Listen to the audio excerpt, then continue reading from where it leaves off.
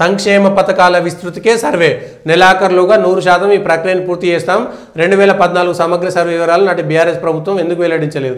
అది ప్రభుత్వం తరపున చేసింది ఇవాళ వచ్చినటువంటి ప్రభుత్వము ఎందుకు దానిపైన కేసు వేయలేదు ఎందుకు దానిపైన కేసు వేయలేదు 2014లో సమగ్ర కుటుంబ సర్వే కాంగ్రెస్ ప్రభుత్వము వచ్చిన వెంటనే ఎందుకు బయట పెట్టలేదు ఒకవేళ టిఆర్ఎస్ గవర్నమెంట్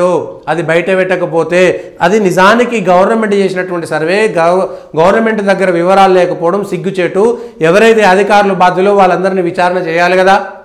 కోర్టుకు పోవాలి కదా ప్రభుత్వం పైన కేసు వేయాలి కదా దానికి బాధ్యులైనటువంటి అధికారులను ఇవాళ ప్రజాప్రతినిధులపైన జైల్లో నెట్టాలి కదా ప్రభుత్వం కోసం చేసినటువంటి డేటా ప్రభుత్వం దగ్గర లేకపోతే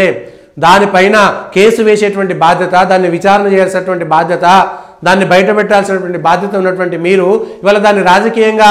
ఆరోపణలకు ప్రత్యారోపణలకు మాత్రమే ఎందుకు పెట్టుకుంటున్నారు సమగ్ర కుటుంబ సర్వేకి సంబంధించినటువంటి వివరాలు ఎందుకు దాన్ని ఇవాళ చేయట్లేదు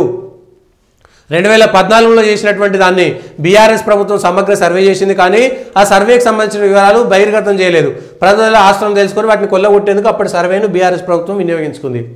అని వినియోగించుకునే ఆరోపణ చేసే బదులు మీరు ప్రభుత్వంలో ఉన్నారు కదా మీ చేతిలో అన్నీ ఉన్నాయి కదా అధికారాలు ఉన్నాయి కదా ఎస్ దానిపైన ఎక్కడెక్కడ కొల్లగొట్టిరో అవన్నీ బయట పెట్టవచ్చు కదా ఏడాది అయిపోయింది కదా విజయోత్సవాలని చెప్తున్నారు కదా టీఆర్ఎస్ వాళ్ళు అవినీతి చేసిరు లక్షలు కోట్లు సంపాదించారని చెప్పారు కదా మరి ఒక్కటైనా ఈ ఒక్కసారైనా ఒక్కళ్ళైనా ఇవాళ జైల్లో ఎందుకు వేయలేకపోయారు ఒక్కటైనా నిరూపణ ఎందుకు చెప్పలేకపోయారు ప్రజలకు ఎందుకు బయట పెట్టలేకపోయారు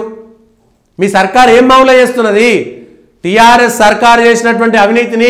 బయట పెట్టడానికి ఏడాది కాలంగా మీరు ఏం చేస్తున్నారు పబ్బం కట్టుకుంటున్నారు కేవలం ఆరోపణలు చేసి ఒక్కటన్నా నిరూపణ చేయలేకపోయారు సమగ్ర కుటుంబ సర్వే అయినటువంటిది సర్కార్ చేస్తే సంబంధిత శాఖ అధికారులు అది బయట పెట్టకపోతే ఆ అధికారులను సంబంధిత మంత్రివర్గాన్ని మంత్రులని పాత మంత్రులని వాళ్ళని ఎందుకు ఇవాళ మీరు విచారణ చేస్తలేరు